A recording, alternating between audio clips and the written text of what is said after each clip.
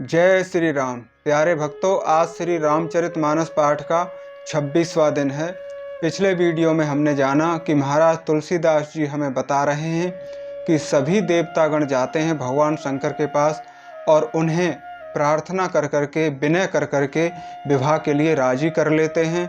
और जब शंकर भगवान इसके लिए अपनी स्वीकृति दे देते हैं तो ब्रह्मा, विष्णु आदि सभी देवतागण बहुत प्रसन्न होते हैं और वे प्रसन्न होकर के सप्तऋषियों को अपने पास बुलाते हैं और उनसे कहते हैं कि आप पर्वतराज हिमाचल के यहाँ जाइए और जा कर के उन्हें ये विवाह की बात बताइए और शुभ मुहूर्त जो विवाह का है, लगन का है, उसे निकाल दीजिए जल्दी से जल्दी।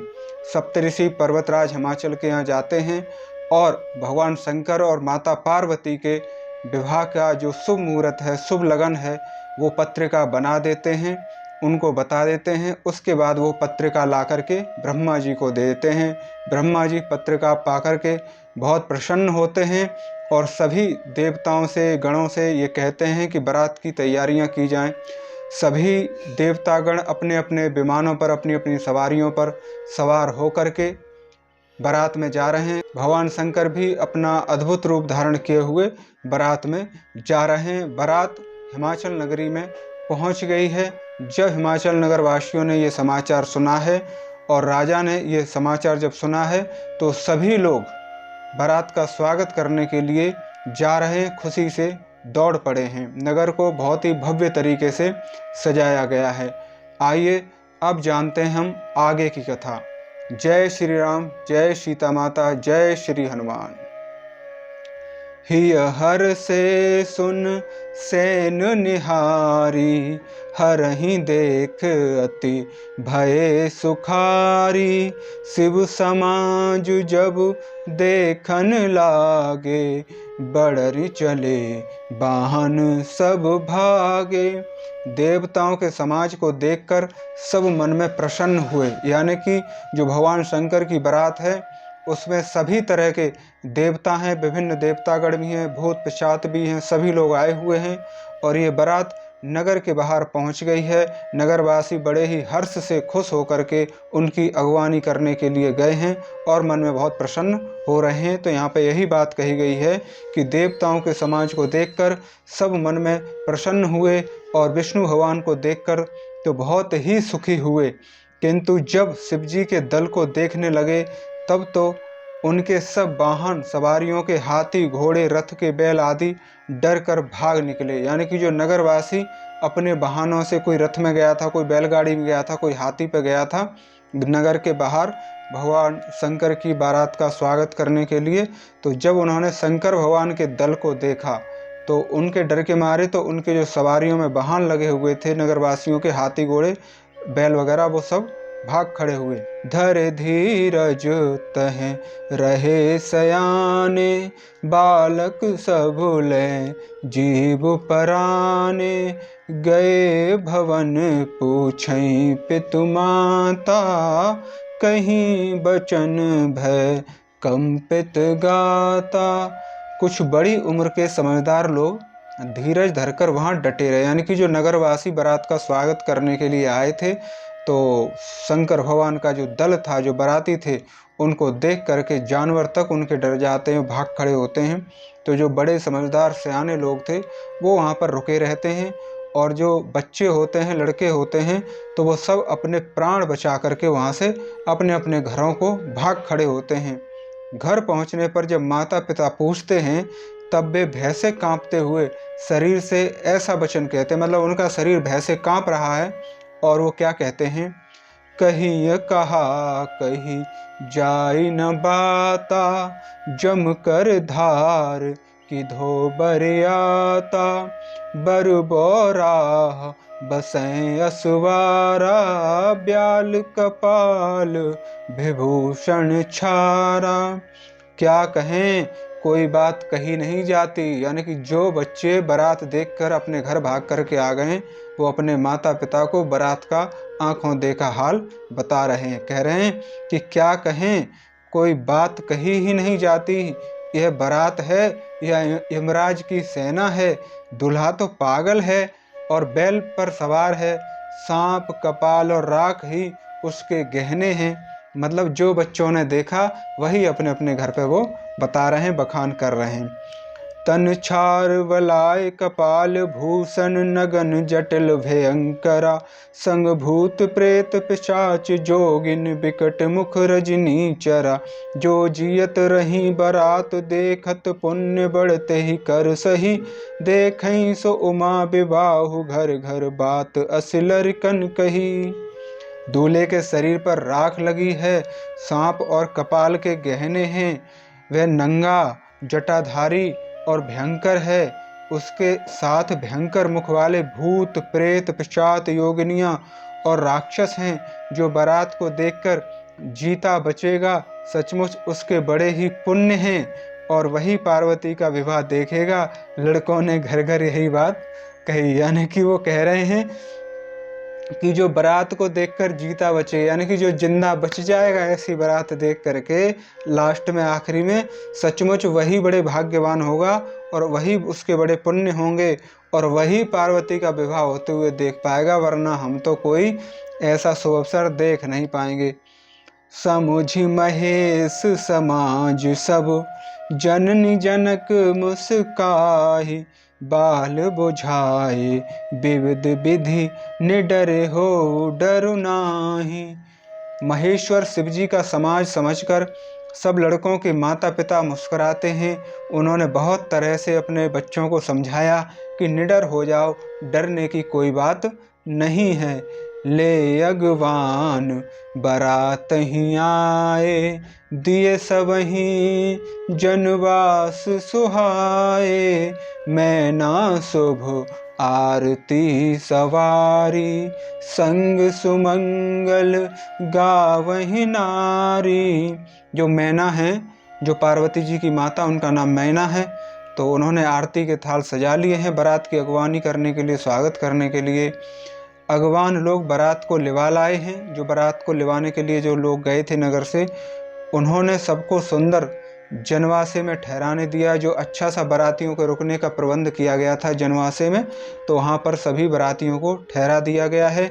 मैना जो पार्वती जी की माता हैं, उन्होंने शुभ आरती सजाई और उनके साथ की स्त्रियां उत्तम मंगल गीत करने लगी। यानी कि माता मैना अपने संग सहेलियों को, सखियों को लेकर के, माता बहनों को लेकर के वहाँ जाती हैं जहाँ पर बारात ठहरी हुई है जनवासे में, और बारात का स्वागत करती हैं, आरती उतारती हैं और मंगल गीत गाती हैं।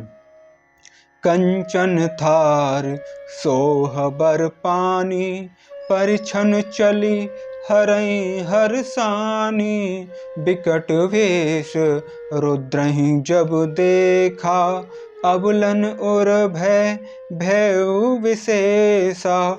सुंदर हाथों में सोने का थाल सुशोभित हो रहा है। इस प्रकार मैना हर्ष के साथ शिवजी का परछन करने चली। जब महादेव जी को भयानक भेष में देखा तो सभी स्त्रियों के मन में बड़ा भारी भय उत्पन्न हो गया। जो माता मैना के साथ में महिलाएं गई थीं, स्त्रियां गई थीं बारात का स्वागत करने के लिए, तो वो सभी भयभीत होने लगी, डरने लगी भगवान शिव जी का, ऐसा शंकर जी का जो महादेव का रूप है उसे देख करके। भागी भवन पैठी अति त्रासा, गए महेश जहाँ जनवासा, मैना हृदय भयउ दुख भारी, लीनी बोली गिरीश कुमारी। बहुत ही डर के मारे भागकर वे घर में घुस गईं। यानी कि जो सखियां गई थीं माता मैना के साथ में बारात का स्वागत करने, तो उनमें से बहुत सारी तो डर के मारे आकर के अपने घर में घुस गईं और शिव जी जहाँ जनवासा था वहाँ चले गए। मैना के हृदय में बड़ा दुख हुआ। उन्होंने पार्वती जी को अपने पास बुला लिया। अधिक स्नेह गोद बैठारी, श्याम सरोज नयन भरे बारी, जय विधि तुम ही रूप अस दीना, तेहि जड़ बरु बाउर कस कीना। और अत्यंत स्नेह से, प्रेम से गोद में बिठाकर अपने नील कमल के समान नेत्रों से आंसू भरकर कहा। माता मैना ने पार्वती को अपने पास बुलाया, उन्हें अपनी गोद में बिठा लिया और आंखों में अश्रुधारा बह रही है। और उन्होंने कहा, जिस विधाता ने तुमको ऐसा सुंदर रूप दिया है, इस मूर्ख ने तुम्हारे दूल्हे को बाबला कैसे बना दिया। तो माता मैना कह रही है कि जिसने तुम्हें इतना अच्छा सुंदर रूप दिया है, गुण दिए हैं, वैसे ही उस मूर्ख विधाता ने तुम्हारे होने वाले दूल्हे को ऐसा बाबला कैसे बना दिया। कस कीनी बरुबोर विधि जही तुम्हारी सुंदरता दई, जो फल चही सुर तर रही सो बर बस बबू रही ला गई। तुम सहित गिरते गिरो पावक जरो जल निधि महु परो, घर जाऊ उपजसु हो जग जीवत विभाऊ ना करो। जिस विधाता ने तुमको सुंदरता दी उसने तुम्हारे लिए बर बाबला कैसे बना दिया। जो फल कल्प वृक्ष में लगना चाहिए वह जबरदस्ती बबूल में लग रहा है। मैं तुम्हें लेकर पहाड़ से गिर पड़ूंगी, आग में जल जाऊंगी या समुद्र में कूद पड़ूंगी, चाहे घर उजड़ जाए और संसार भर में अपकीर्ति फैल जाए। अपकीर्ति कहते हैं बुरे यश को, यानी कि लोग भले ही बुराई करें, कुछ भी कहें, बुरा भला कहें, पर जीते जी मैं इस बाबले वर से तुम्हारा विवाह नहीं करूंगी। भई बिकल अबुला सकल दुखित देख गिरि नारी, करी बिलाप रोदित बदित सुता सनेहु सभारे। हिमाचल की जो पत्नी है मैना को दुखी देखकर सारी स्त्रियां जो थीं वो व्याकुल हो गईं। मैना अपने कन्या के स्नेह को याद करके, यानी कि पार्वती से जो उनका प्रेम है, स्नेह है, उसे याद करके दुखी हो रही कि मेरी कन्या कितनी रूपवती और गुणवती है और ऐसा इसको बावला पति मिलने जा रहा है, ठीक है ना। तो वो रोती हैं और कहती थीं। तो इस वजह से उनकी जो सहेलियां हैं और महिला हैं वो दुखी हो रही हैं। नारद कर में कहा विगारा, भवन मोर जिन बसति उजारा, अस उपदेशु उमाई जिन जीना, बोरे बरही लागे तप कीना। अब वो क्या कह रही हैं रोते हुए माता मैना, मैंने नारद क्या बिगाड़ा था जिन्होंने मेरा बसता हुआ घर उजाड़ दिया और जिन्होंने पार्वती को ऐसा उपदेश दिया जिससे उसने बाबले बर के लिए तप किया। यानी कि माता मैना को वो वाली बात याद आ गई जब पार्वती जी बाल्यावस्था में थीं, छोटी थीं, और नारद जी आते हैं और वो बता देते हैं कि पार्वती का होने वाला पति इस तरह की वेशभूषा वाला होगा और उनके माता पिता कोई नहीं होंगे, अजन्मा होगा, इस तरीके से जंगलों में पहाड़ों पर रहने वाले होंगे। तो माता मैना को तो तभी से ये बर जो था या ये विवाह हो ऐसी उनकी इच्छा ही नहीं थी। उन्होंने अपने पति से भी कहा था, राजा हिमाचल से, कि कुछ भी हो जाए मैं ऐसे बर के साथ में, ऐसे व्यक्ति के साथ में अपनी कन्या का विवाह नहीं करूंगी। लेकिन नारद की वाणी सुन के, नारद के वचन मान करके पार्वती जी वन को चली जाती हैं और तपस्या करती हैं। तो वही बात यहाँ पर लिखी हुई है कि ऐसा क्या था नारद के उपदेश में जिसे सुनकर बाबरे पति को पाने के लिए मेरी बेटी ने इतने 1000 वर्ष तपस्या की। सोचहूं न के मोहन माया, उदासीन धनु धाम न जाया, पर घर घालक लाज न भीरा, बांझ की जान प्रसव के पीरा। सचमुच उनके ना किसी को मोह है न माया है। यानी कि नारद जी के बारे में मैना कह रही हैं कि नारद जी को तो ना किसी से कुछ मोह है और ना माया है। किसी का कुछ भी बिगड़े, नुकसान हो, दुख हो, कष्ट हो, परेशानी हो, उनको किसी से कोई फर्क ना पड़ता। ना उनके धन है, ना घर है और ना ही स्त्री ही है। वे सबसे उदासीन हैं, इसी से वे दूसरों का घर उजाड़ने वाले हैं। उन्हें न किसी की लाज है और न डर है। भला बांझ स्त्री प्रसव की पीड़ा को क्या ही जाने। जन नहीं बिकल बिलो की भवानी, बोली जुत विवेक मृदुबानी, अस विचारी सो चैमति माता, सो न टरई जो रचई विधाता। माता को परेशान देखकर, बिकल देखकर पार्वती जी विवेक युक्त कोमल वाणी में बोली, यानी कि विवेक के साथ में, ज्ञान के साथ में बोली, हे माता, जो विधाता रच देता है वह टलता नहीं है। ऐसा विचार करके तुम सोच मत करो परेशान मत हो, यानी कि आप किसी भी प्रकार की चिंता न करें। जो विधाता ने रच दिया है वो अच्छा ही है और अच्छा ही होगा। करम लिखा जो बाहुर नाहू, तो कत दोष लगाए काहू। तुम सन मिटहि की विधि के अंका, मातु व्यर्थ जनि लेहु कलंका।